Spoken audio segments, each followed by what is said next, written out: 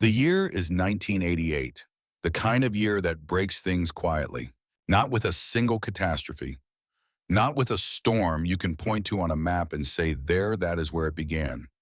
Just the slow grinding pressure of a world that has decided the math no longer works in your favor. Interest rates that feel like a hand around your throat. Commodity prices that fall like a stone thrown off a bridge, not quickly, just steadily, until they hit the bottom and you look over the edge and realize how far down that is. Eleanor Marsh is 24 years old. She is standing in a gravel driveway in front of a white farmhouse that needs painting on 160 acres of southern Indiana soil that has been in her family for 4 generations, and she is alone in a way that the word alone does not fully capture. The kind of alone that has weight to it, the kind that does not lift when other people are in the room. Her father is 3 weeks in the ground. Raymond Marsh died in April of that year.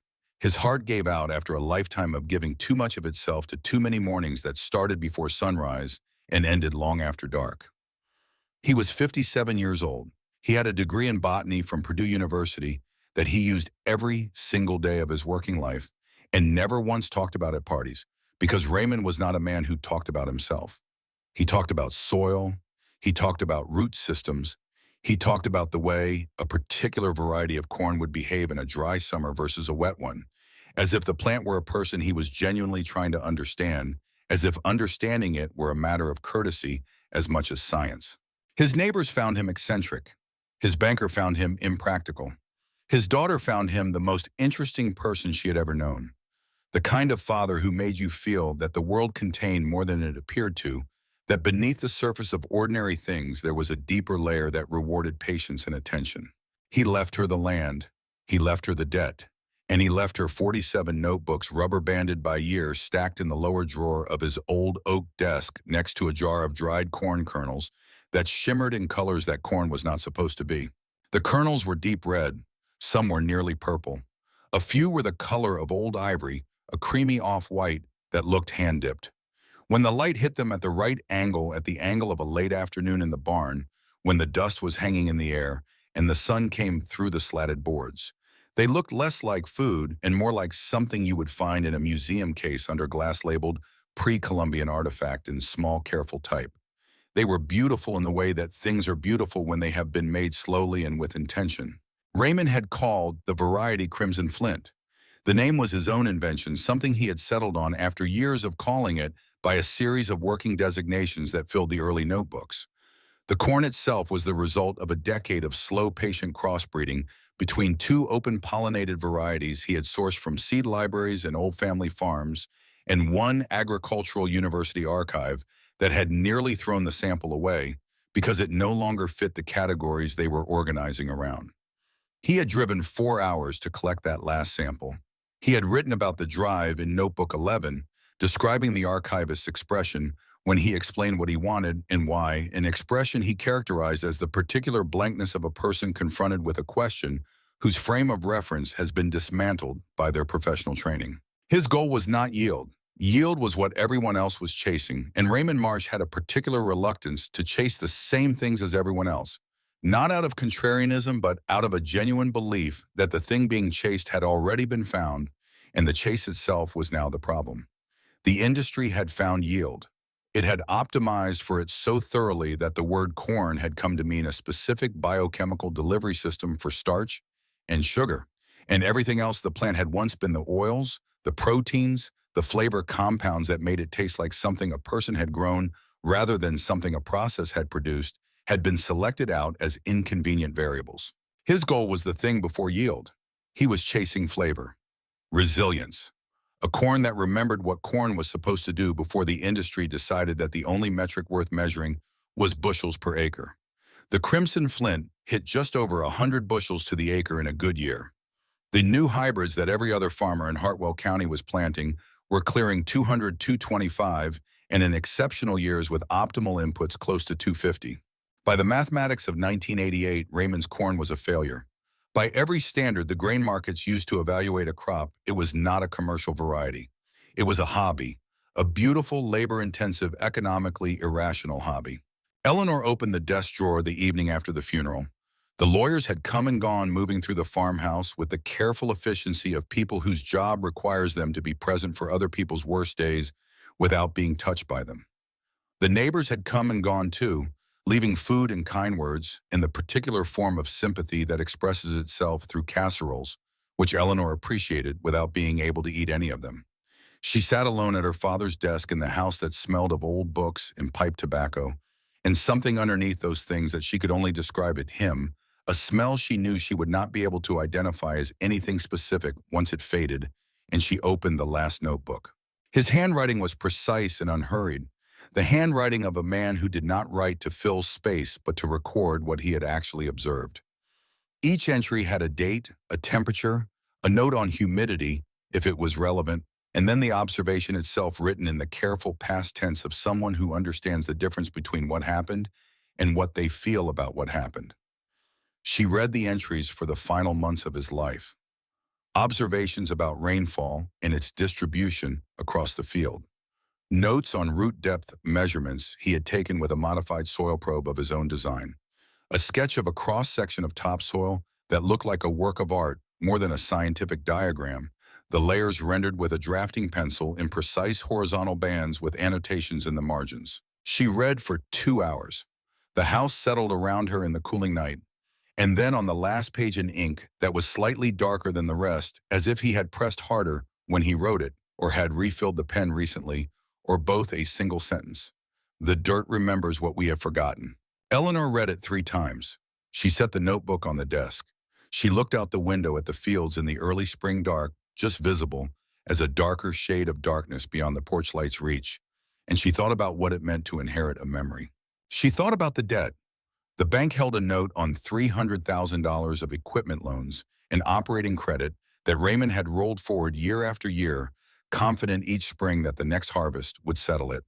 It had not been settled.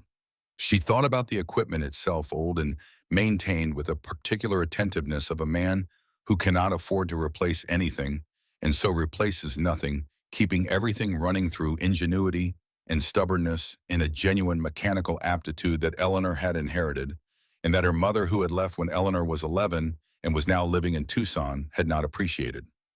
She thought about the roof on the farmhouse, which needed replacing, in the way that things need replacing when they have been replaced too many times with materials that were not quite right, and now the underlying structure has absorbed the problem. She thought about the 4 generations of Marshes who had worked this specific ground, whose decisions and misjudgments and occasional strokes of luck were layered into the soil, the same way the geological record was layered, readable if you knew how to look. She was alone at the desk. The notebooks were stacked beside her, and the jar of crimson flint sat on the corner of the desk, where her father always kept it, the way some people keep a photograph or a small trophy, the way you keep the thing that reminds you why you are doing what you are doing. She did not sleep that night. The lawyer called the next morning with the detail that no one had mentioned at the reading of the will. His name was Forrest Kimball, a careful man in a careful suit who had handled Raymond's affairs for 20 years and who spoke with the measured precision of someone who has learned that the delivery of information is as important as the information itself. He asked Eleanor to come into his office in Shelbyville. He said there was something he wanted to explain that was not in the will itself, but was in his words relevant to the full picture. She sat across from his desk at 10 in the morning with a coffee she had poured from the waiting room carafe, and that tasted like it had been there since the previous afternoon. He folded his hands on the desk in the way of a man preparing to say something he has practiced. In 1985, he told her a company called Garfield AgriCorp had approached Raymond with an offer to purchase the intellectual property rights to what was then an early-stage prototype of what would eventually become the Crimson Flint variety. They had seen his research. A brief mention in an agricultural journal, a paper he had submitted to a regional conference, the kind of low-circulation publication that most people in the industry did not read, but that the people who needed to read it did. Garfield had a seed division, and they were actively acquiring what they termed heritage genetics, which was their term for the genetic material, in older and open-pollinated varieties that the major seed companies had not yet captured and standardized. They wanted the Crimson Flint. They wanted the documentation. They wanted Raymond's notebooks and his seed stock and his development history, everything he had accumulated over a decade of work. The number they offered was enough to retire the farm's debt entirely and leave a meaningful sum besides. Raymond had declined. Not because he did not need the money. He needed it badly enough that he had spent the years since rolling debt forward and making repairs with whatever was at hand and going without things that a man his age should not have had to go without. But he understood with a clarity that his banker and his neighbors and his county extension agent did not share that once a seed variety passes from family hands into corporate ownership, it does not come back. It becomes a product. It becomes a line item in a research and development budget. It gets evaluated for commercial viability, which means it gets evaluated for yield. And whatever it was before, whatever quality it held, whatever memory it carried from the soil and the slow selection of generations gets pressed out of it. One breeding cycle at a time until nothing remains but the optimized, profitable, legally protected shell. He chose the debt over the sale. He never told Eleanor. She sat in Forrest Kimball's office for a long time after he finished speaking. She looked at her hands in her lap. She was thinking about all the times she had watched her father worry about money, had heard the low conversations between him and his accountant on the phone in the evenings, had noticed the way he stretched. Everything repaired instead of replaced went without instead of borrowed. More carried the weight of it with a quietness that she had taken for stoicism, but now understood was something more specific than that. It was the quietness of a man who had made a choice he could not explain, without revealing the full extent of what he believed, and who had decided that the choice was more important than the explanation. He knew what the corn was worth. He had known for a decade, and he had chosen the land and the seed and the slow, patient work over the money, even at a cost he paid alone. She drove home on the county road with the windows down and the spring air coming through the cab of the truck. She pulled into the driveway and sat with the engine off. She went into the barn. She took the jar of crimson flint from the shelf where her father kept the backup seed stock. She held it up to the light coming through the barn window, the afternoon light that came through the slatted boards and turned the dust golden, and she looked at the kernels in their deep reds and purples and ivories. She set the jar down on the workbench. She made a decision. It was not a loud decision. It was not accompanied by a speech or a realization or a moment of drama. It was the kind of decision that forms over a long time beneath the surface and then simply becomes true the way water becomes ice with a quiet finality. She would not sell the land. She would not plant what everyone else was planting. She would plant her father's corn, all 160 acres of it, and she would find someone to buy it. The co-op sat on the main road through Hartwell, a town of 4,000 people and one diner and 3 churches, and the kind of shared understanding about how things worked that comes from 3 generations of families doing more or less the same thing in more or less the same way. The grain cooperative had been the center of the farming community for 40 years. It was where you sold your grain at harvest, where you bought seed and fertilizer in spring, where you heard the news about prices and weather and who was thinking about selling and who was hanging on. It was the infrastructure of a particular way of life, and Dale Whitfield had managed it for 18 years. Dale was a large man with a careful manner, the kind of person who lowers his voice when delivering bad news, as if the volume were the variable that determined how much a thing hurt. He was a deacon at First Baptist. He had coached youth baseball for 15 years, had known half the young adults in Hartwell County since they were 8 years old and unable to field a ground ball. He had served on the county agricultural board with Raymond Marsh for a decade and had genuinely respected him, found his ideas interesting in the way you find interesting the ideas of someone who is clearly intelligent and clearly not operating in the same frame of reference as you. He was 61 years old that summer. His hair was still mostly brown. His handshake was the handshake of a man who has been shaking hands in a professional capacity for a long time and has put real thought into what a handshake communicates. Eleanor came to see him in late summer of that year, before the planning decisions for the following spring were finalized, before the seed orders went in and the operating loans were drawn down. She brought a small cloth bag of crimson flint, about 2 pounds of it, the way you bring a business proposal in a form that can be held and examined. She set it on his desk. He was not alone. There were 4 members of the co-op's advisory board present that morning for a meeting that had just concluded. They were gathering their papers and their coffee cups. They lingered when Eleanor came in because she was Raymond Marsh's daughter and they had known Raymond, and because there is always a curiosity about what the children of people you have respected will become. Dale picked up the bag. He let the kernels run through his fingers. The unusual colors caught the light of the fluorescent overheads, the deep reds and purples and ivories glinting in a way that yellow corn simply did not. He looked at them for a long time. He looked at Eleanor. His expression was the expression of a man who already knows what he is going to say and is sorry about it, the expression of someone who has done this particular kind of thing before and has not found a way to make it easier. Eleanor, he said. His voice was gentle. It was careful.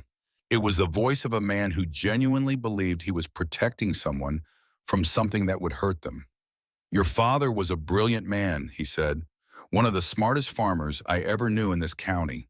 But Eleanor, this was his passion project, his research. It was not a commercial crop.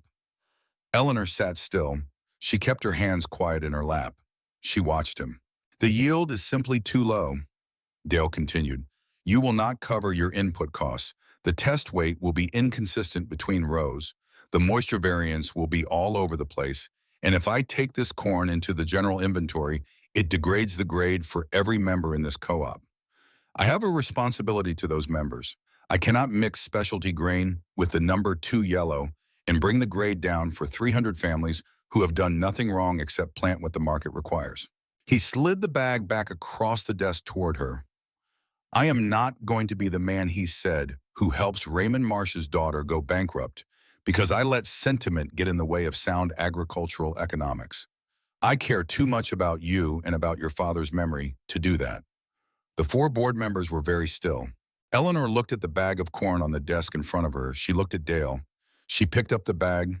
She held it for a moment, and the room held its breath the way rooms do when the important thing is not being said. Thank you for your time, Dale, she said. She walked out.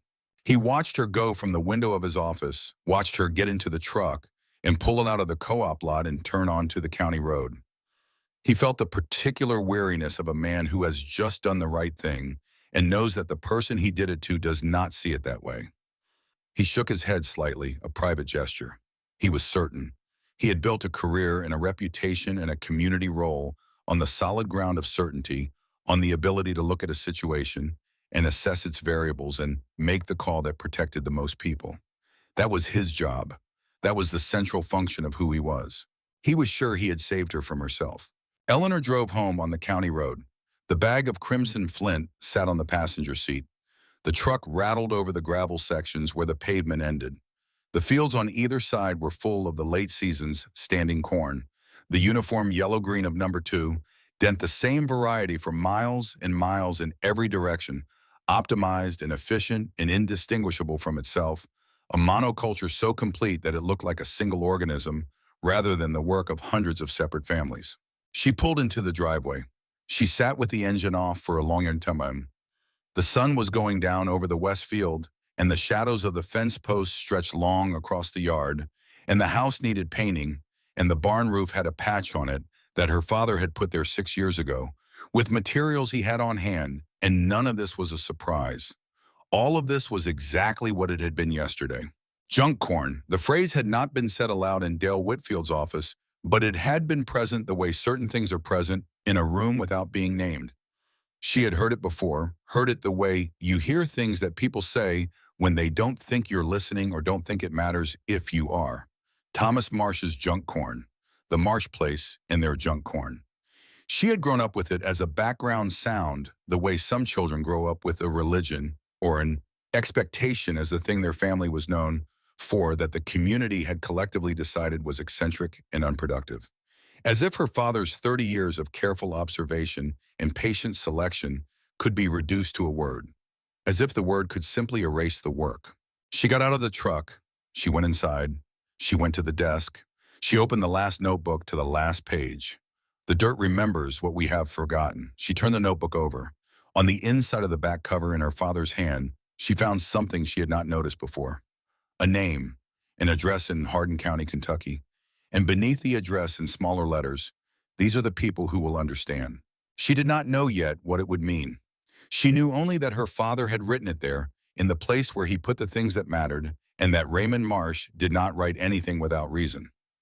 That night she began writing letters. She wrote them at the kitchen table after the sun went down, working by the overhead light with the notebook stacked beside her. and a cup of coffee going cold at her elbow.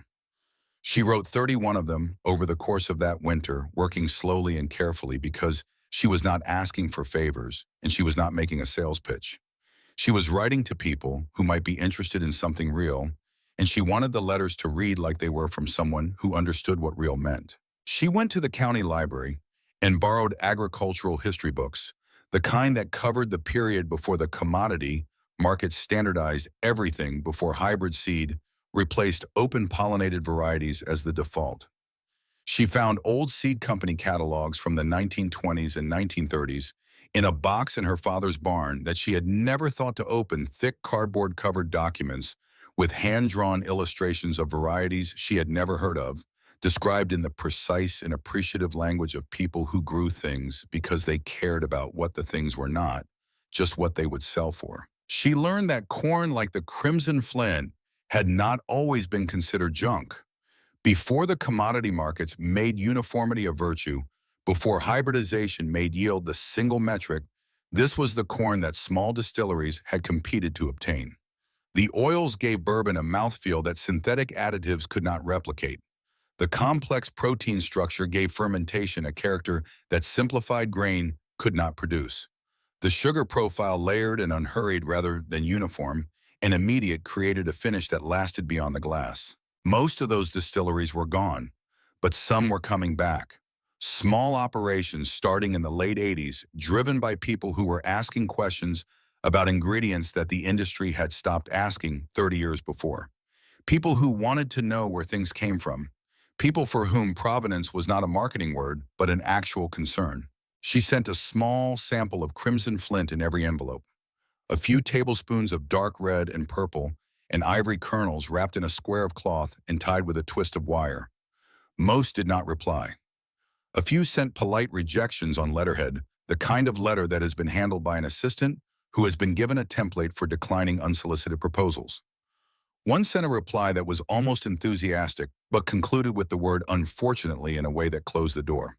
Then in February of 1989, a letter arrived with a Hardin County, Kentucky postmark. The return address was a distillery Eleanor did not recognize. The handwriting on the envelope was unhurried, the kind of handwriting that belongs to someone who is not in a hurry about anything.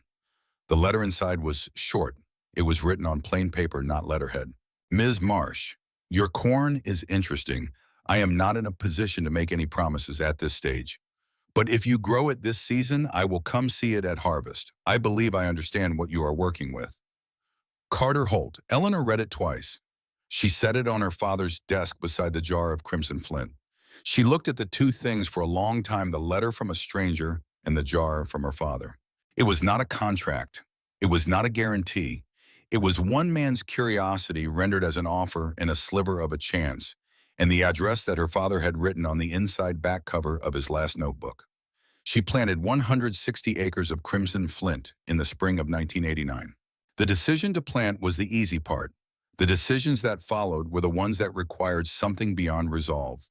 The equipment was calibrated for number 2 yellow dent corn, which was a different shape, a different size, a different character than crimson flint. Her father's old combine, a John Deere 6600 that had been maintained with the religious attentiveness of a man who knows he cannot afford to replace, it would need to be modified substantially if it was going to harvest the thicker stalks in differently shaped cobs without destroying the grain in the process. She drove to the repair shop on the edge of town run by a man named Gus Turver. Gus was 60 years old and had the hands of someone who had spent 4 decades solving problems that had no manual. He had been friends with Raymond Marsh in the way that two men can be friends when they share a common quality, in their case a stubborn refusal to accept that something was unfixable until they had personally tried everything they could think of to fix it. She explained the problem.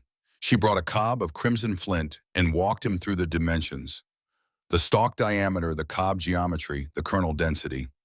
Gus chewed on a piece of grass he had picked up from the lot and looked at the ball and looked at the combine and did not say anything for a while. Your dad was a stubborn man, he said finally. Looks like you are too. He told her to leave the combine. He said he would need a week.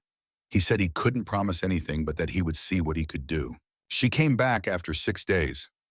She found him and the combine in a state that suggested the week had been serious. He had modified the cylinder speed and the concave clearance fabricated new parts from scrap steel for the gathering chains, and recalibrated the cleaning system for a grain that behaved differently at threshing. He had not modernized anything. He had made it older in a specific way tuned to the character of a crop from a different era. When he was done, he wiped his hands on a rag. He looked at the machine. He looked at Eleanor. "Your father helped my wife when she was sick," he said. "Paid a hospital bill we couldn't manage. Told me not to tell anyone about it. He kept that to himself for 15 years. He shook his head once. Leave it. She understood that he was telling her not to offer money, and she understood why, and she did not offer it. The neighbors watched the dark seed go into the ground that spring with the collective attention of a community that has already reached its conclusion and is watching to confirm it. They did not say much to Eleanor directly. She was Raymond's daughter, and Raymond was recently dead, and there was a decency in the county that prevented people from being unkind to someone in fresh grief, even a grief they believed was about to be compounded by a foolish financial decision. But in the diner on Thursday mornings, they said it to each other, and she heard it the way you hear things that people don't bother to lower their voices about because they've stopped thinking of you as someone who might be listening. A shame about the Marsh place. Thomas must be rolling in his grave. She's going to lose the farm inside of a year planning that junk. They said Thomas again. Her father's name was Raymond. She had stopped correcting it. The summer of 1989 arrived hot and stayed that way. By June, the ground was dry in a way that farmers recognized as the beginning of something. By July, it was a drought not yet catastrophic, but sustained and deepening, the kind that does not stop at the property line. The fields of number 2 yellow dent corn in every direction began to show what happens to a crop optimized for a specific set of conditions when those conditions change. The leaves curled in the afternoon heat, rolling themselves into tight tubes to conserve moisture, which is the plant's distress signal and its survival mechanism simultaneously. The stalks began to show the slight lean of crops under water stress. By August, the damage was visible from the road, the uniform yellow-green turning to yellow, then to the brown at the edges. That means something permanent is happening. Eleanor's field stayed green. The crimson flint put its roots down deeper than the hybrids. This was not an accident. Her father had spent a decade selecting for this exact characteristic, had measured root depth season after season, and saved seed only from the plants whose roots went deepest into the subsoil where the moisture that the surface had lost still waited. It was a trait that had no market value in a wet year that looked identical to ordinary corn until the year it mattered, and then it looked like the only corn in the county that was not struggling. The neighbors watched it from their trucks on the county road. They did not stop. She harvested 100 bushels per acre, low by every standard the markets used. But every bushel was intact, the grain dense and dry and correctly formed, and the modified combine worked exactly as Gus had said it would, moving through the thick stalks in different shaped cobs with the particular efficiency of a machine that has been made to do one specific thing. She filled the grain bins behind the barn, 16,000 bushels of crimson flint, dark and gleaming in the bin lights. She called the number on Carter Holt's letter. 3 days later, a car turned down the lane.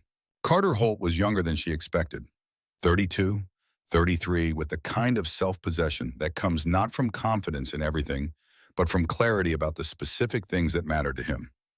He drove himself. He got out of the car in clean clothes and shoes that were inadequate for a farm, and he stood in the driveway and took in the operation, the bins, the fields, the house, the barn, without speaking, doing the inventory that people with his kind of attention do before they say anything. He walked into the field. He pulled an ear of crimson flint from the nearest stalk. He peeled the husk back slowly, the way you open something that might be exactly what you hope it is, and looked at the kernels in his palm for a long time without speaking. The afternoon light hit them, and they shone. He chewed a raw kernel. He looked at the rows of bins. He turned to Eleanor. "The co-op won't touch this," he said. "No." He nodded once slowly, the nod of a man who already knew and is confirming something he needed confirmed. "Good," he said. He had a portable testing device in his bag. He ran a sample through it, waited for the numbers, looked at them, looked at Eleanor. He named a price. 3 times the current market rate for number 2 yellow dent, corn cash for every bushel in those bins. Eleanor felt something in her chest give way, a tightness she had been carrying for 14 months without fully acknowledging it was there, and she let it go. She did not smile. She did not say anything right away. She looked at the bins and the fields and the sky above them, and then she nodded. "And I want a contract for next year," Carter said. "Double the acreage. I'll give you a down payment today." She shook her head. "Plant it," she said. "Pay me at harvest." He looked at her for a moment, this young woman in work clothes with corn soak in her hair, standing in front of a grain bin, full of something the entire industry had labeled worthless, making no request for security, offering no hedge against the possibility that he might not show up next fall. He understood in that moment that she was not negotiating from weakness. She was negotiating from a place so settled and so certain that a down payment would only complicate it. She was telling him she did not need his money to plant. She would plant because it was what she was going to do. His presence at harvest was the variable, not her action. He put out his hand. "At harvest," he said. She shook it. The first years after that handshake did not feel like triumph. They felt like work and they felt like money, which in farming are the same thing for a long time before they become different things. Eleanor leased the 160 acres to the east of her farm in the spring of 1990. The owner was a retired school teacher named Harold Bryce, who had been letting the ground sit fallow and was not sure what to do with it. She drove to his house on a Sunday and made him an offer over coffee in his kitchen. Cash quarterly, no machinery required on his side. He shook her hand before she reached the door. She planted all 320 acres in Crimson Flint. Carter Holt bought it all. In 1991, she bought Harold's 160 outright. He was ready to sell, and Eleanor had the cash. She did not go to the bank. She did not want the bank involved in evaluating what her farm was worth. She walked into Harold Bryce's kitchen with a figure in mind. They talked for an hour, and they shook hands, and she paid him from an account that had not existed before Carter Holt had stood in her driveway and confirmed what her father already knew. In 1992, the distillery that Carter operated, which he had named Ironstone Spirits, won its first gold medal at a national spirits competition held in Louisville. The judges' tasting notes were unusually specific, the kind of notes written by people who have evaluated many things and have encountered something that does not fit the categories they normally use. They described a sweetness that was not simple, a finish that arrived in layers rather than all at once, an oiliness in the mouthfeel that it suggested something older and more deliberate than the standard commercial mash bills they spent most of their time evaluating. They credited the grain selection. They used the word distinctive 3 times. Carter sent Eleanor a copy of the award with a bonus check attached to a note that said, "Your father was right." She used it to buy a new tractor. She paid cash. Dale Whitfield read about the award in the regional agricultural newsletter 3 weeks after it was published. He read the paragraph about the grain. He read Eleanor Marsh's name in the supplier credit. He set the newsletter on his desk and looked out his office window at the co-op silos, which were full of number 2 yellow dent corn, which was trading at a price that made the math increasingly difficult for everyone in the system. He did not pick the newsletter up again for 3 days. In the spring of 1993, a new sign appeared on the road that ran along the southern boundary of Eleanor's expanding farm. Garfield AgriCorp Land Management Division. The 400-acre parcel that had been in estate proceedings for 2 years had been sold not to an individual farmer, but to the agricultural division of one of the largest commodity farming corporations operating in the Midwest. They planted their fields in standard hybrid corn, using inputs at a scale that made individual family operations look like a different category of activity entirely. Their equipment was new and enormous, the kind of machinery that operates more like a factory process than a farming practice. Their rows were mathematically precise. Eleanor watched the operation go in from the far edge of her southernmost field and did not think much about it initially. Large corporate farms had been absorbing smaller ones throughout the Midwest for 2 decades. It was the direction of the industry. She was not competing with them for market share. She was not even operating in the same market. That changed in August. She was walking the southern rows on a Tuesday morning, doing the regular inspections she did every week, checking stalk integrity, ear development, the color and density of the kernels as they formed. She was in the southernmost section, the rows closest to Garfield's fence line, when she noticed the color. It was wrong. A strip of crimson flint running parallel to the fence line, perhaps 12 to 15 rows deep, had kernels that were lighter than they should be. The deep red was diluted bleach toward a color that was closer to the yellow of ordinary corn than to the purple red of crimson flint. She pulled several ears and peeled them. She looked at the kernels in her hand. She had seen this described in her father's notebooks: cross-pollination, wind-borne pollen from a neighboring hybrid field drifting across a property line, and fertilizing open-pollinated plants producing kernels that were neither one thing nor the other, genetic hybrids that carried the diluted characteristics of both parents.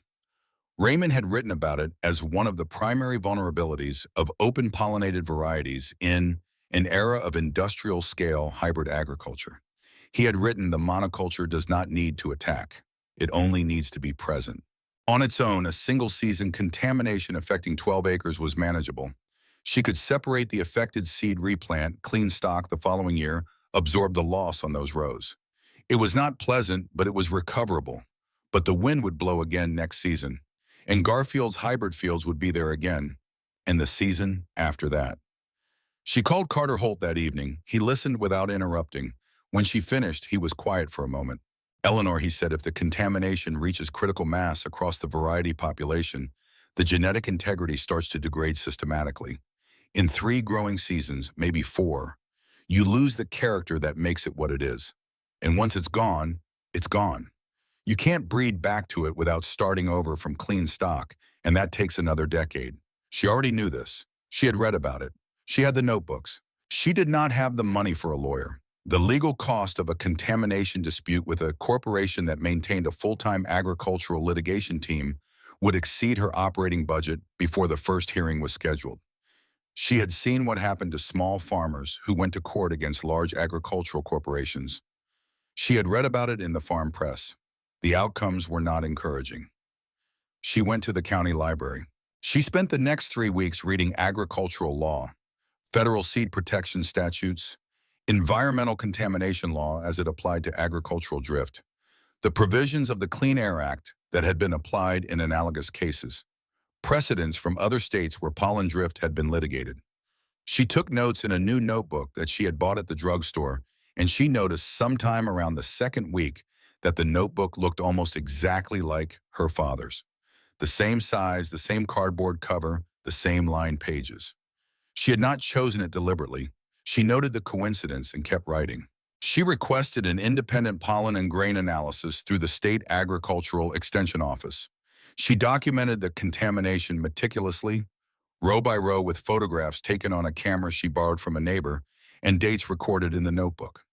She obtained wind direction data from the County Weather Service for the previous 12 months, which showed that the prevailing summer winds came from the southwest from the direction of Garfield's fields. She filed a public information request with the county and obtained Garfield's planting records, which confirmed that the hybrid variety they had planted was a known high pollen production line. She assembled the documentation into a package that ran to 74 pages and submitted it to the USDA field office in Indianapolis as a formal contamination complaint. The response from Garfield's legal team arrived 3 weeks later. It was dense and expensive looking, full of legal language that communicated in its structure and vocabulary that the people who wrote it were accustomed to making small problems expensive for the other side until the other side went away. Eleanor read it twice, identified what it was actually saying beneath the language, and filed a written response of her own that addressed each point directly and added several additional references to federal statute that Garfield's team had not cited, possibly because they were not aware of them. The USDA field inspector came to the farm on a wet morning in October. His name was Hector Boone, and he had been doing the job for 22 years. He walked the affected rows with Eleanor. He examined the documentation she had assembled. He sat at her kitchen table and drank a cup of coffee and looked at the notebooks stacked on the counter. "I have been doing this for 22 years, he said, "and I do not believe I have seen a private farmer put together a contamination file this thorough. My father taught me to document everything," Eleanor said. Inspector Boone issued a remediation order the following month. Garfield AgriCorp was required to establish a 150-foot buffer zone with physical barriers and pollen mitigation plantings along the entire shared boundary. The cost to implement it was significant enough that Garfield chose to comply without appealing rather than engage in a prolonged dispute, which told Eleanor something important about how their legal team had evaluated the quality of her documentation.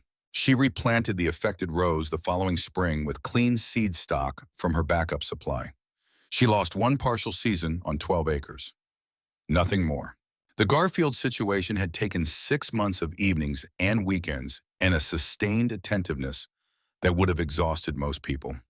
It had not exhausted Eleanor. It had taught her something about the nature of her situation that she had known in the abstract, but now understood specifically the value of what she had made it a target. The corn was worth protecting because it was worth fighting over. The same quality that made Dale Whitfield certain it was junk was the quality that made Garfield Agricorp want to absorb it. The things that look valueless inside one frame of reference are the things that other frames of reference are built to acquire. In 1995, Carter Holt called her on a Tuesday afternoon and asked if he could drive up the following weekend. He arrived on a Saturday morning and sat at her kitchen table with his hands around a coffee mug and told her he was in conversation with Meridian Spirits, a conglomerate with national distribution, about acquiring Ironstone. Eleanor set her own mug down. She looked at him. The brand, she said. You're selling the brand. The brand, the facility, the recipes, and the aged stock in the production process. She waited. He looked at her steadily. I want to tell you before it's done, not after, because there's something in the structure of the deal that you need to know. He reached into the bag beside his chair and put a document on the table between them. It was bound with a black binder clip and ran to several dozen pages, the kind of document that has been written by people whose professional lives consist of writing documents like this. He opened it to a tab section in the middle and turned it toward her. Article 14, subsection C, he said. Read it. She read it. She read it again.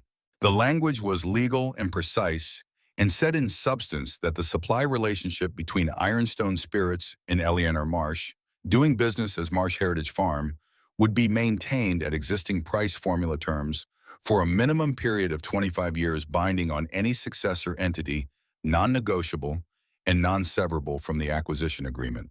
They agreed to this, she said. He nodded. They understood what they were buying. They know the corn is the foundation of the product. They can buy the brand. They cannot buy what creates the brand.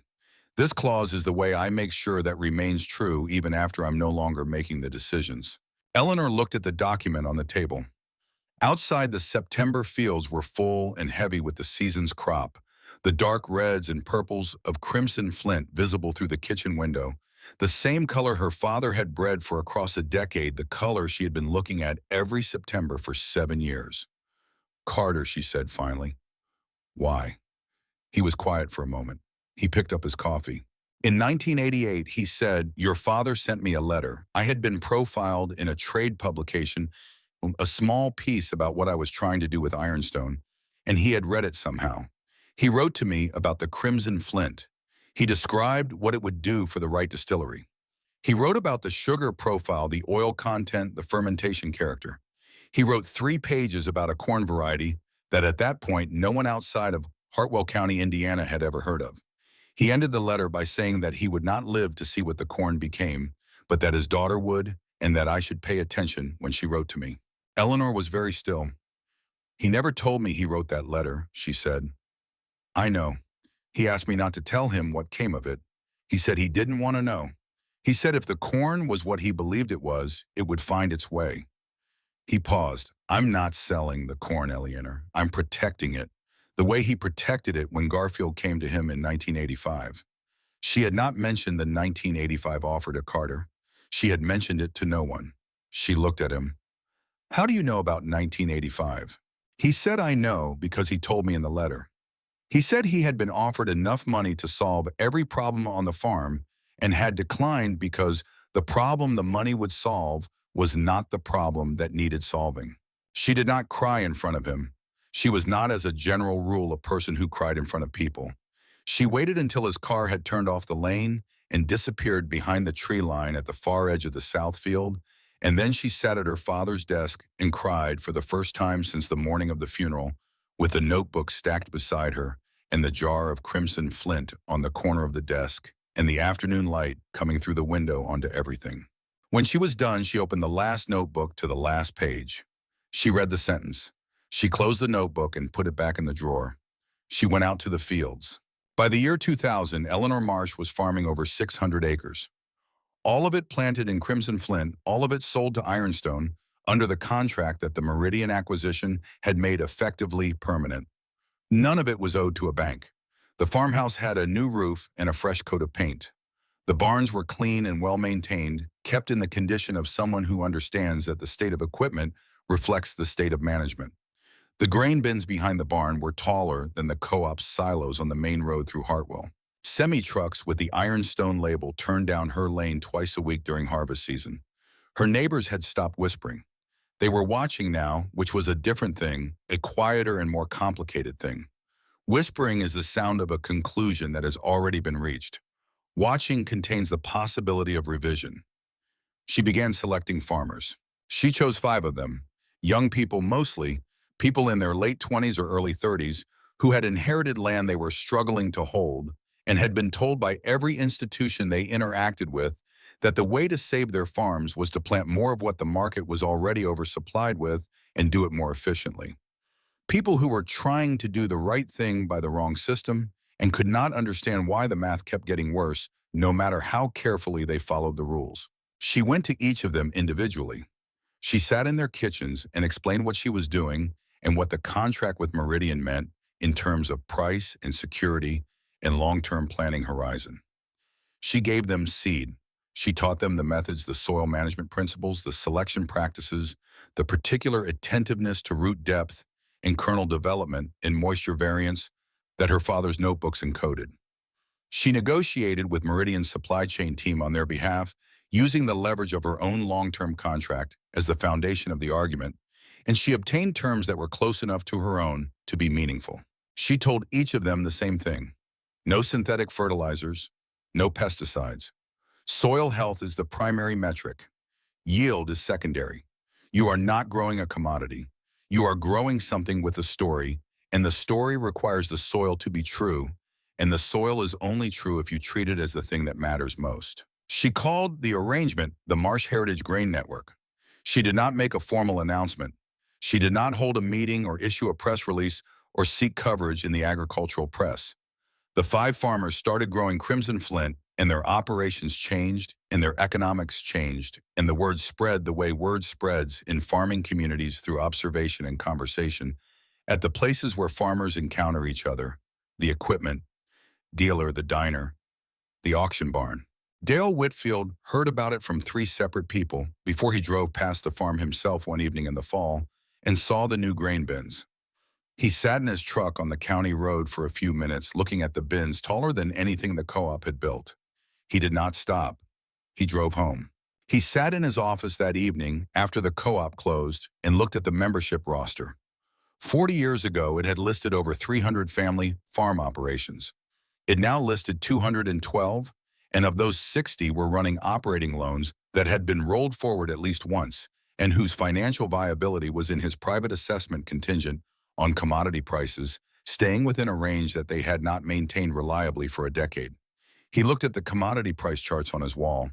He looked at the newsletter on his desk that contained somewhere in the agricultural news section a mention of Raymond Marsh's grain network.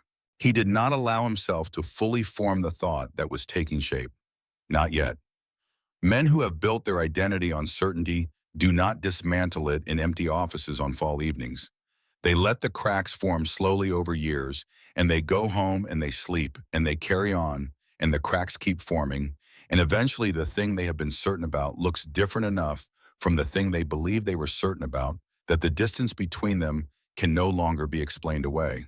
In the autumn of 2008, Eleanor's daughter Nora turned 22. She had grown up on this farm. She had walked these rows from the time she could walk. She had heard her mother's conversations with the soil scientists and the contract lawyers and the younger farmers who came out to the farm to learn the methods. She had sat at this kitchen table and done her homework next to the notebooks and the jar of crimson flint and the annual ironstone Christmas bottle that Carter sent every year. She had spent her childhood within a frame of reference that took for granted things that most people in her generation had never considered: the connection between soil health and product quality, the difference between a crop and a variety, the value of a story told through the ground it came from. She was brilliant. She had her grandfather's systematic mind, the ability to hold multiple variables in relationship to each other and track how they moved. She had her mother's stubbornness and her mother's patience, which are not in opposites, but the same quality expressed in different timescales. She had a hunger for a world larger than any number of acres, and she had had it since she was old enough to understand that the world beyond Hartwell County existed and that she was going to go see it. She sat across the kitchen table from Eleanor in October and said she had been accepted to the Kelley School of Business at Indiana University with a full scholarship with a focus on sustainable investment and that she was going to go. Eleanor looked at her daughter. She had been watching this come since Nora was 15. She recognized it the way you recognize weather that has been building for days. I know, Eleanor said. Nora looked at her carefully. You're not going to argue. No. I thought you'd argue. Your grandfather didn't argue when I told him what I was going to do with my life, Eleanor said. He made sure I had what I needed and he let me go. She stood up and went to the desk. She opened the lower drawer. She took out the last notebook, Raymond Marsh's last notebook, the one with the sentence on the final page, and she held it for a moment. It had the weight of a thing that has been handled carefully for a long time. She set it on the table in front of Nora. Take this with you, she said. Nora looked at the notebook. Mom, I know what it is. Take it. Nora picked it up. She held it the way you hold something whose weight exceeds its physical dimensions. She put it in her bag without saying anything else because there was nothing else to say. When a gift is that complete, words only reduce it. The next morning she was gone. Eleanor stood in the empty kitchen with her coffee and the particular silence that arrives when someone who has always been in a house is no longer there. She looked at the desk where the notebook was not. She looked at the chair of crimson flint. She put her coat on. She went out to the fields. The work was there. The soil was there. The rows needed tending, and the season was not done, and the dirt remembered with or without the notebook, with or without a daughter in the house with or without anyone watching at all. She walked the rows until the cold drove her back inside. The world discovered what Eleanor Marsh had been growing for 20 years in approximately 18 months between 2010 and 2012, which is how discovery tends to work in a media environment. Slowly at first, and then with the sudden enthusiasm of a person who has just been told about something they cannot believe they did not already know. The craft spirits movement had been building since the mid-2000s, driven by the same cultural current that was pushing people toward farmers markets and heritage breed livestock and single-origin coffee and all the other expressions of a collective hunger to know where things came from and whether it mattered. The question being asked in different forms across different industries was always the same question. What is this actually? Where did it come from? Does the origin change the thing? For bourbon, the answer had an address on a county road in Hartwell, Indiana. Ironstone's flagship bottle, the one with the longer age statement in the higher shelf position, began appearing on lists in 2010. Best American Whiskey, Heritage Expression of the Year. The tasting notes year after year reached for the same vocabulary: complex, layered, an oiliness that suggests an older tradition, something almost forgotten and then remembered. The brand's communications team, which Meridian had resourced well after the acquisition, had been smart enough to build the story into the marketing. The Crimson Flint corn, the farm, the woman who had grown it for over 2 decades when every institution in her community had told her it was worthless. The bottle was called Marsh Crimson Reserve. Eleanor's name was on the label. She found out about this when a case of 12 bottles arrived at her door in November 2010 with a note from the brand director at Meridian. The note said, "We hope this is acceptable," Carter insisted. She set one bottle on her father's desk beside the jar of Crimson Flint. The etching on the label showed the farmhouse and the grain bins and the rows of corn behind them drawn in a clean, precise style that looked like something from one of the old seed company catalogs she had borrowed from the county library 22 years ago. She looked at it for a while. She put the other 11 bottles in the cellar. The demand for Crimson Flint corn did not grow slowly after that. It grew the way things grow when a market discovers something that has been invisible to it for decades and decides simultaneously that it has always wanted this. The 5 farmers in Eleanor's network were not enough. Meridian's supply chain team began having conversations about expansion. The brand story required authenticity, which meant the corn had to actually come from Indiana farms run by actual people using actual open-pollinated seed, and that category of supply was not something you could simply order more of from a commercial seed company. The regional supply development manager at Meridian was a man named Kyle Preston. He was 30 years old, recently hired from a graduate program at Ohio State with an MBA and the particular confidence of someone who has been trained to solve problems that have clear parameters. He had been given a mandate to expand the Crimson Flint supply chain by a factor of 10 within 3 years. He did the logical thing. He identified the largest grain cooperative in Hartwell County and drove there. Dale Whitfield was 68 years old by the time Kyle Preston walked into his office in the spring of 2018.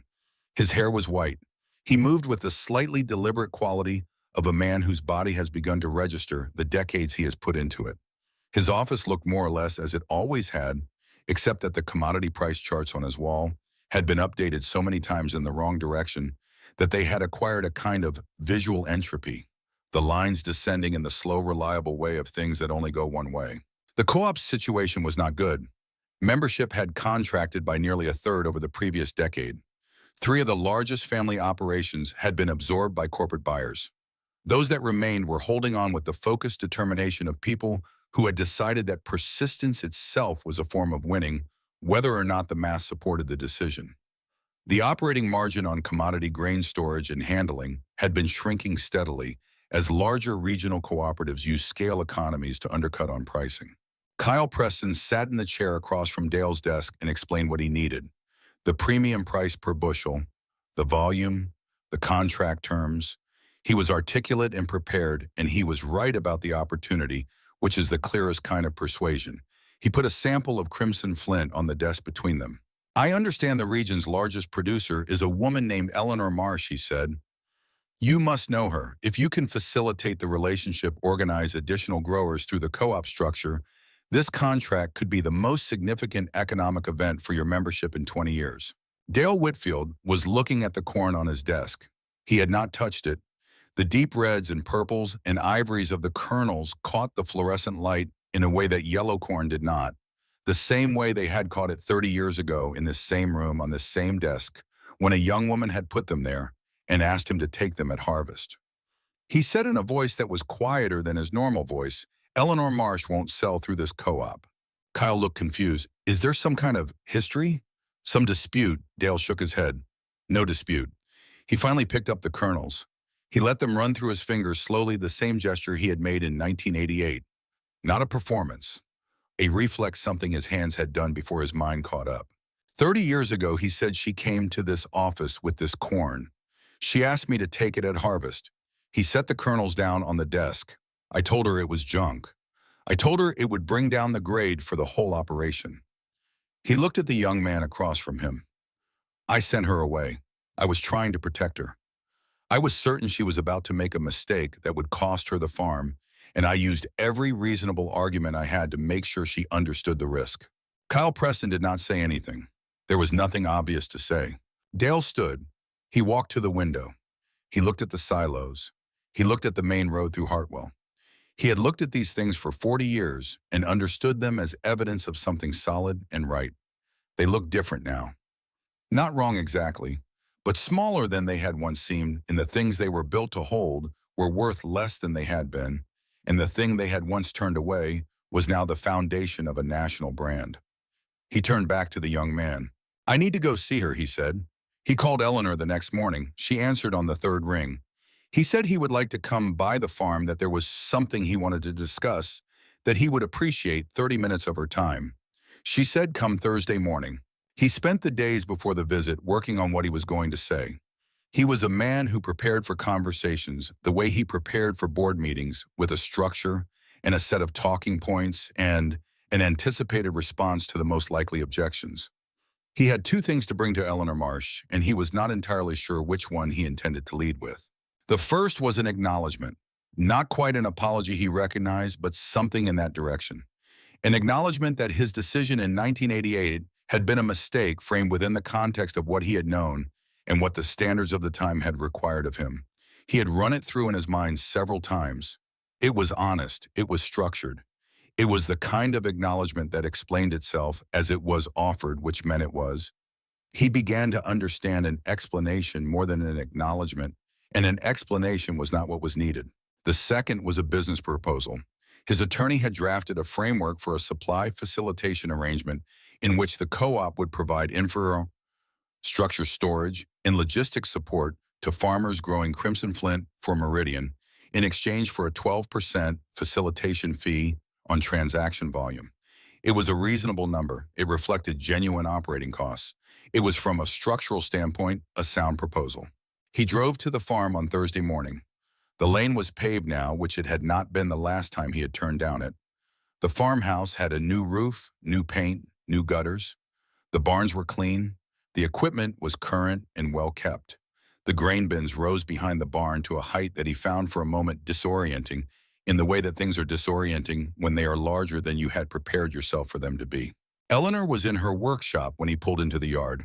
He heard her moving inside. She came to the door when she heard his truck. They stood in the yard in the morning light. Two people in their 60s who had known each other their entire lives, standing in a driveway with 30 years of something unresolved in the air between them, carried there by both of them, whether they intended to carry it or not. Dale was the first to speak. "Eleanor," he said, "the co-op is in trouble. You'll know that as well as I do. Meridian's man came to see me. They want more crimson flint, and they need someone to organize the supply chain on the ground. I want to talk about whether there's a path forward here that works for everyone." Eleanor said nothing. She watched him.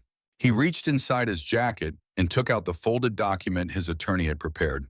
He put it on the hood of his truck. "A supply facilitation framework," he said. "The co-op provides infrastructure and logistics, takes 12% of transaction volume. The farmers in your network get better storage and handling than they have now. It's a structure that Dale," she said. He stopped. She looked at the document on the hood of his truck. She looked at him. Her voice was not raised. It was not cold. It was the voice of a woman who has arrived at a place beyond anger, beyond the particular satisfaction of being proven right at the far quiet shore where things simply are what they are. And the important question is not who was wrong, but what comes next. 30 years ago, she said, "You told me that my father's corn would bring down the grade for everyone. You told me it would hurt the co-op. You told me you were protecting your members." He nodded. "Today you're sitting in my driveway telling me that my father's corn is the only thing that might save those same members." The silence was complete. A crow called from the fence line at the edge of the near field. The morning was full of light.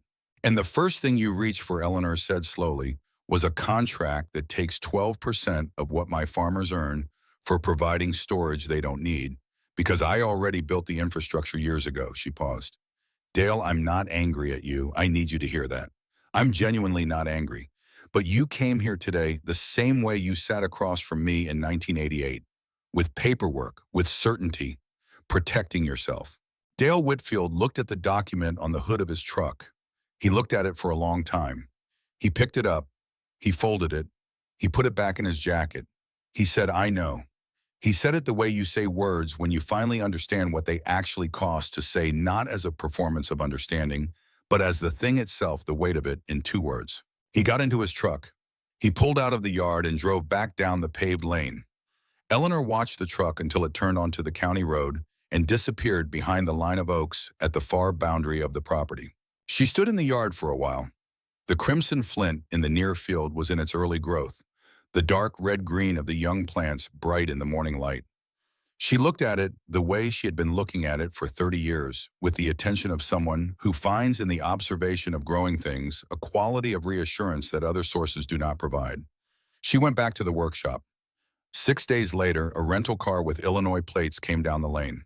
Eleanor was at the kitchen table going over the season's planting records when she heard the car in the yard. She looked out the window. The car was unfamiliar. The person who got out of it was not. Nora Marsh was 32 years old. She wore her hair the way her mother wore hers, pulled back, simply the same efficiency of gesture. She had her grandfather's eyes, Raymond's eyes, the kind that look at things with the quality of someone taking inventory, cataloging, noting the relationships between what they expected to find and what they actually find. She was carrying a leather bag and a notebook, and she had the particular stillness of someone who has been planning something for a long time and has finally arrived at the moment of delivery. Eleanor opened the kitchen door. Nora came up the porch steps. She reached into the leather bag and took out a notebook. Raymond Marsh's last notebook, the brown cardboard-covered one with the rubber band around it, the one with the sentence on the final page. She held it out to Eleanor. "I need to give this back," Nora said. Eleanor took it. She held it with both hands. She felt the familiar weight of it, the particular density of 47 years of a man's observation made physical. "Come inside," she said. They sat at the kitchen table. Nora put the leather bag on the table and took from it a folder of documents, several inches thick, organized with dividers in the methodical way of someone who has learned to present a case rather than simply make one. She did not open the folder immediately. She looked at her mother. "I've been working on something for 3 years," she said. "I didn't tell you because I wasn't sure it would work. And because I know you, I knew you would tell me not to spend the time on something until I was sure I could finish it." Eleanor said, "That's true." Nora said Crimson Flint has never been formally registered under federal protection. The variety, Grandpa Raymond's corn. 30 years of development documented in 47 notebooks used in a national award-winning product on the label of a bourbon sold in 42 states. And none of the genetics are formally protected under federal law. Eleanor looked at her. "The Plant Variety Protection Act," Nora said, provides for the registration of open-pollinated varieties with documented development history. The threshold for documentation is 10 years of recorded observation. Grandpa Raymond had 40. She opened the folder and put a document on the table. "I filed 3 years ago. The notebooks were the primary evidence. The contamination case you won against Garfield in 1993 was supporting documentation because it established in the federal record that the variety was distinct and that you had actively defended it. This came through 8 months ago."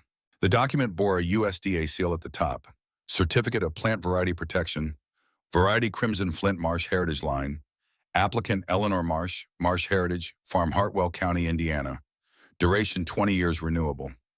Eleanor looked at the document for a long time. She looked at the seal, the formal language of the name. "Garfield can't replicate it without a license," Nora said. "No corporate entity can use the genetics commercially without authorization from you. The variety belongs to this farm, to this family, legally, formally, permanently, for as long as the family maintains it." Eleanor looked up from the document. "How did you file without the notebooks?" she said. "I sent you the notebook in 2008.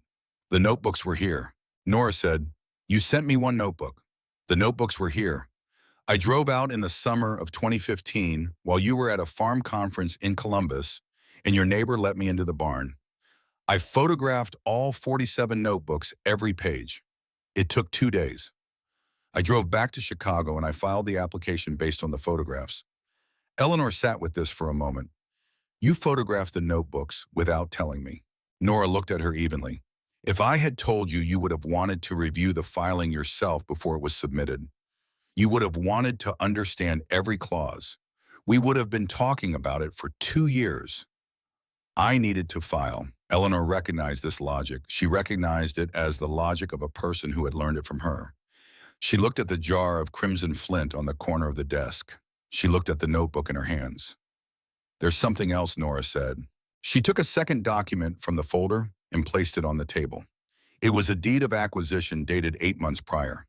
The subject property was described as the Agricultural Cooperative Facility located on the county road through Hartwell, comprising 11 acres including grain storage silos, office structure, equipment yard, and associated outbuildings. The co-op, Eleanor said. "It went into receivership 6 months ago," Nora said. "Dale Whitfield retired in January. The facility went to auction in March. My fund acquired it." Eleanor looked at her. "I don't want to operate a cooperative," Nora said. "What I want to do is different." She put a third document on the table. A proposed deed of naming formal and simply worded. The facility was to be renamed subject to Eleanor's agreement as the Raymond Marsh Center for Heritage Agriculture. Its purpose was stated as education and support for small-scale, open-pollinated grain farming, soil health research and documentation, and seed preservation. Nora said, "The programs would be run by the Marsh Heritage Grain Network. We'd bring in young farmers from across the region. The notebooks would be housed there.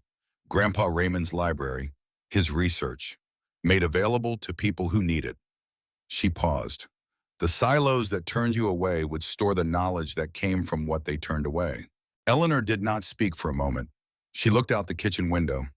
The crimson flint in the near field was bright in the morning light, the same deep red-green it had always been, the color her father had bred for across a decade, in a small test plot behind a barn that was gone, now replaced by clean structures that had been built with the money that came from growing the thing the world had once called junk. She opened the notebook. She turned to the last page. The ink was faded now, the words her father had written visible, but lighter than they had been, as if the decades were slowly absorbing them back into the paper. The dirt remembers what we have forgotten. Beneath the sentence in handwriting that was smaller and more careful in ink, that was newer Nora's hand, and we remembered. Eleanor looked at her daughter. Nora looked like Raymond, had always looked like Raymond from the time she was very small. The same quality of attention, the same patience with the interval between a question and its answer. The same understanding that the most important things do not announce themselves, but simply are, and wait for the person with the right kind of attention to find them. "You wrote this," Eleanor said. "When I was studying the notebooks," Nora said, "the night I finished photographing them. I sat in the barn with the last notebook, and I read the sentence, and I thought about what it had done, what it had meant to you for 30 years. I needed to finish it." Eleanor looked at the sentence and the response. She looked at her daughter. She thought about her father in this house, at this desk, writing those words in the knowledge that he was not going to see what they meant. She thought about the letter he had sent to a distillery in Kentucky. She thought about the decision he had made in 1985 in Forrest Kimball's office, when he had declined a number that would have solved every problem he had, because the problem it would solve was not the problem that needed solving. She thought about what it means to believe in something that the world around you has decided is worthless, and to carry that belief through every form of discouragement a community can generate. The kind indifference, the gentle warnings, the reasonable certainty of decent people who are simply using the wrong measure. She put her hand on the table, palm down near the notebook. Nora put her hand over it. They sat that way for a while in the kitchen that smelled of coffee and the particular dusty warmth of a house that has been lived in carefully for a long time. The Raymond Marsh Center for Heritage Agriculture opened in the spring of 2019. There was no ceremony. Eleanor did not believe in ceremonies, not the formal kind, not the kind where people say things about what things mean while the things themselves wait quietly to be used. The opening was a Tuesday morning in April, when 16 young farmers from 5 counties drove to Hartwell and parked their trucks in the lot of what had once been Dale Whitfield's co-op and walked into the building that had once been Dale Whitfield's office. Eleanor stood at the front of the room with the notebooks stacked on the table beside her, all 47 of them. The rubber bands replaced with archival ties, the covers slightly foxed with age, the contents intact and precise, and full of the particular authority that comes from a man who spent his life paying attention to the right things. She talked for 2 hours.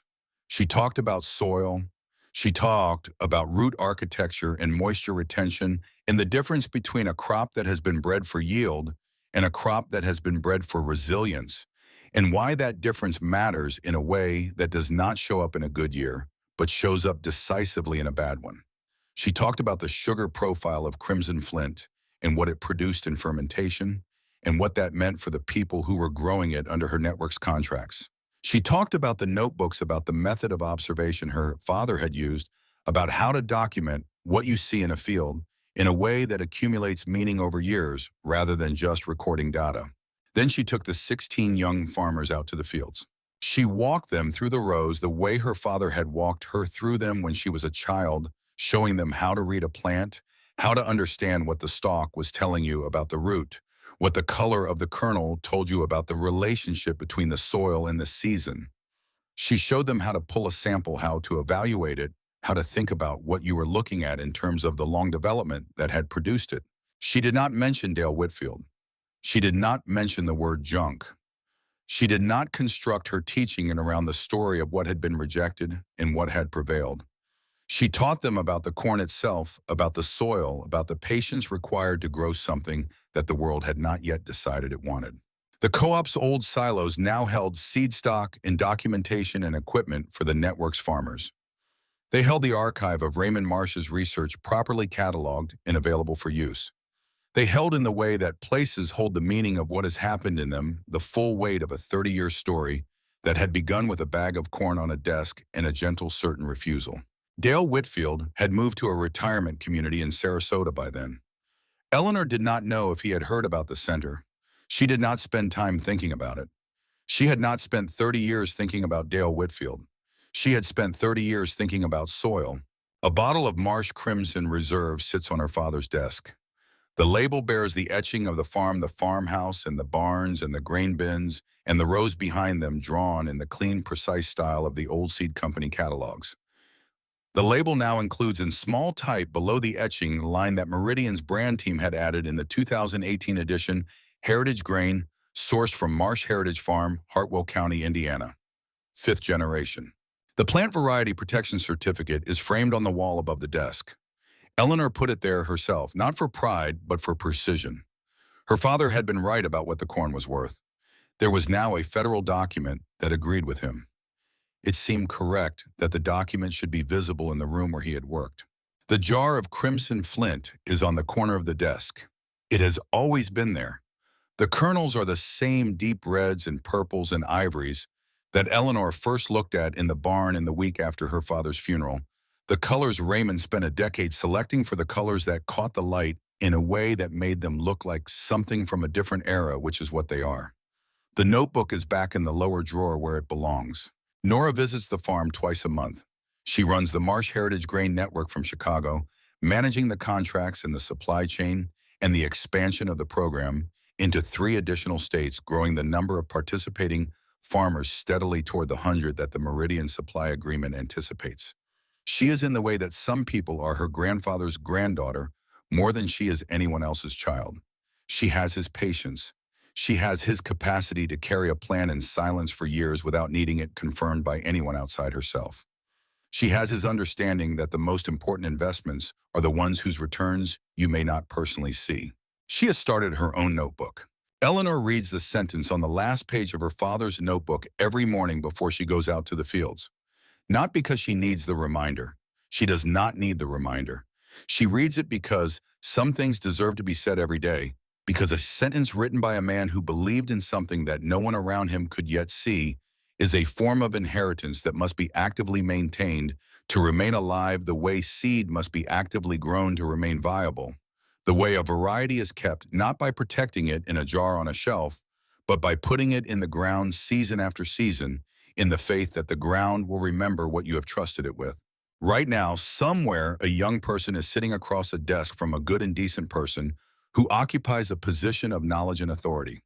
The good and decent person is looking at something the young person has brought them, something the young person believes in with a clarity that is not yet legible to the person across the desk.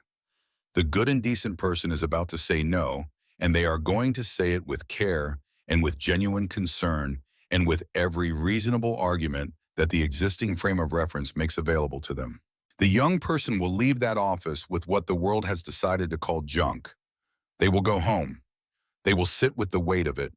They will feel the cold knot of doubt, the physical reality of being told by a kind person that what you believe in is not what you think it is. They will ask themselves in the dark whether the kind person is right. Some of them will decide that the kind person is right. Some of them will put the thing away and take up the standard calculation and live within it, and there will be no story to tell about them, only the long absence of the thing they did not pursue.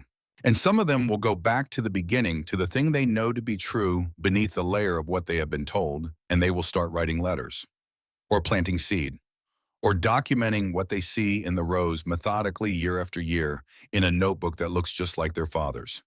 Building in the only way these things are ever built, through the slow accumulation of evidence that the world was using the wrong measure all along. The dirt remembers what we have forgotten. It is patient. It is not waiting for permission. It is simply holding what has been trusted to it, keeping it intact through every season that passes without recognition, through every year of being told that what it holds is not worth holding. Until the morning someone finally comes along who knows how to read what it has been keeping, and the circle in its own time, in its own way, always closes.